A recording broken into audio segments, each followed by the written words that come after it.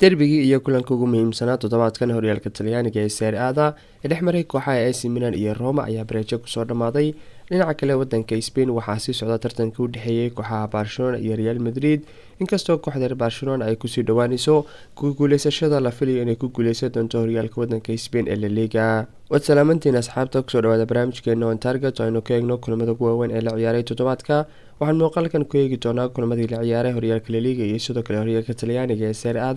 haddii ay noqoto kulamada ay ciyaareen kooxaha Real Madrid, Barcelona iyo sidoo kale derbiga u dhexeeyay kooxaha Roma iyo AC Milan. haddii aad ka heshid muuqaalka fadlan like, saar, subscribe dhex channelka si aad ula socotid muuqaalada dambe. sidoo kale haddii aad jeceshahay inaad soo booqatid baraha kale aanu ku leenahay baraha bulshada, waxaad linkigeeda ka heli doontaa khaanada description-ka. ugu horeynta haddaynu ku bilowno kulankii kooxda Real Madrid. kooxda Real Madrid oo hadafkooda ugu muhiimsan iyo sidoo kale tababara Carlo Ancelotti uu yahay in tababaruhu uu diyaariyo ciyaartoyda kooxda Real Madrid in sida iskugu diyaari lahaayeen finaalka Copa del Rey iyo sidoo kale kulanka semifinaalka lugta hore ee Champions League ayaa kooxdu waxay kusoo badisay 4-2. haddaba tababara Carlo Ancelotti inkastoo ay ka maqnaayeen ciyaartoy ay ka mid yihiin ciyaartoyga Luka Modric ama ciyaartoyga Luka Modric uu yahay ciyaartoyga ugu muhiimsan, haddana tababara Carlo Ancelotti wuxuu awooday inuu kusoo badiyo 4-2. sidoo kale ciyaartoyga Karim Benzema ayaa awooday inuu 3 u dhaliyo, oo ciyaartoyga Karim Benzema bishan Abriil wuxuu awooday inuu 3 kulan oo 3 dhaliyo ama 3 kooxood hat-trick ka dhaliyo.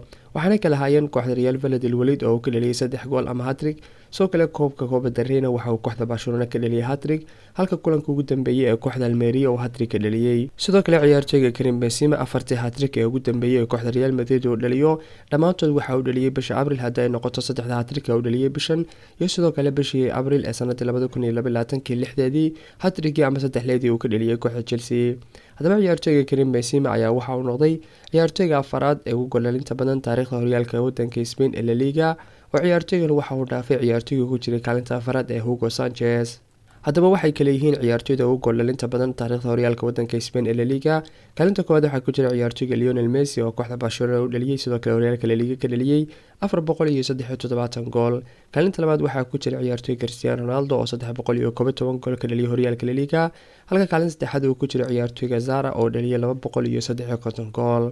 haddaba ciyaartoyga Karim Benzema oo kulankii shalay hat-trick ama 3 dhaliyay waxa uu dhaliyay goolkiisii 236aad horyaalka La Liga, wuxuuna sidaa ku noqday ciyaartoyga afraad ee ugu goolinta badan taariikhda horyaalka Spain ee La Liga, halka ciyaartoyga Hugo Sanchez oo dhaliyay 234 gool oo ciyaartoygu dhaafay wuxuuna sidaa ku noqday ciyaartoyga ku jira kaalinta shanaad. sidoo kale ciyaartoyga Karim Benzema ayaa kusoo dhawaaday ciyaartoyga Robert Lewandowski oo ah goolaliyaha horyaalka wadanka Spain ee La Liga. ciyaartoyga Karim Benzema waxa uu lahaa 14 gool, balse kadib markuu ciyaartoygu dhaliyay 3 gool ama 3 kulankii shalay, ciyaartoygu waxa uu yeeshay 17 gool, kaas oo soo dhawaaday ciyaartoyga Robert Lewandowski. wuxuuna hadda yahay farqiga u dhexeeya labada ciyaartoy ee tartanka ay ugu jiraan kabta dahabka ee horyaalka wadanka Spain ama goolaliyaha 2 gool oo kaliya, maadaama ciyaartoyga Robert Lewandowski uu gool dhaliyay kulankii kooxda Barcelona ay ciyaartay.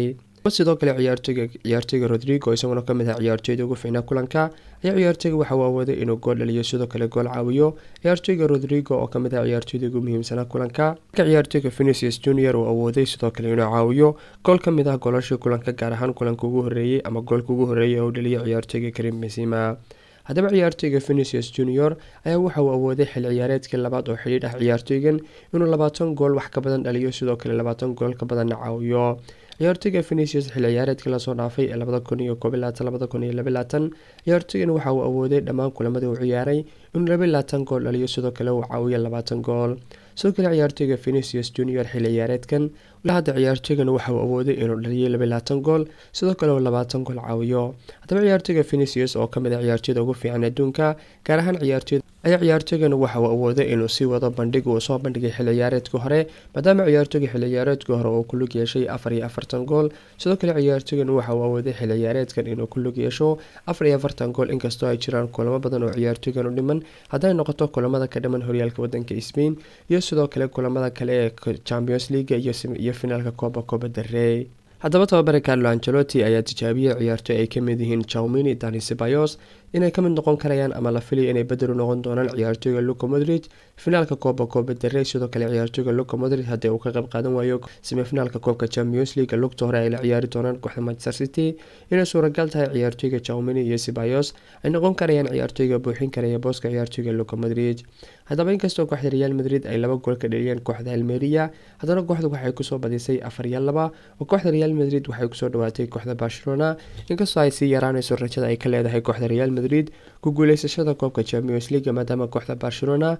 ay diyaar u yihiin koobkan inay ku guuleystaan. sidoo kale dhibcaha farqiga ay markaa usoo dhawaato kooxda Real Madrid ba ay ka durkayaan, inkastoo tababare Xavi uu sheegay waxyaabihii ka dambeeyay kooxda Barcelona kulamada ugu dambeeyay in laga badiyo ay tahay kufitaanka ay kuftay kooxda Real Madrid iyo sidoo kale ciyaartooyda kooxda Barcelona inay isdhigteen. dhinaca kale kooxda Barcelona oo laga sugay inay falcelin sameyso kadib markii ay guuldaro soo gaadhay kooxda kulanka ugu dambeeyay ee kooxda Rayo Vallecano ay 2-1 kaga soo badisay garoonkeeda, ay kooxda Barcelona waxay ku martigelisay kooxda Real Betis garoonkeeda Camp Nou. haddaba kooxda Barcelona ayaa waday inay 4-2 kaga badiso, sidoo kale kooxda Barcelona ayaa waxay sameysay clean sheet taasoo keentay golahayaha kooxda Barcelona ee Marc-Andre ter Stegen inuu jabiyay rikoodhkii ahaa golahayaha kooxda Barcelona taariikhdeeda horyaalka Liga, golahayihii xil ciyaareed ugu clean sheetka badnaa ama ugu shabaq ilaashada badnaa, waxaana rikoodhka hore u dhigay golahayihii kooxda Barcelona ee Claudio Bravo, kaasoo awooday kooxda Barcelona inuu 23 kulan oo shabaq ilaashada horyaalka Liga xil ciyaareed. haddaba ter Stegen kadib markii uu gaadhay kulankii 24aad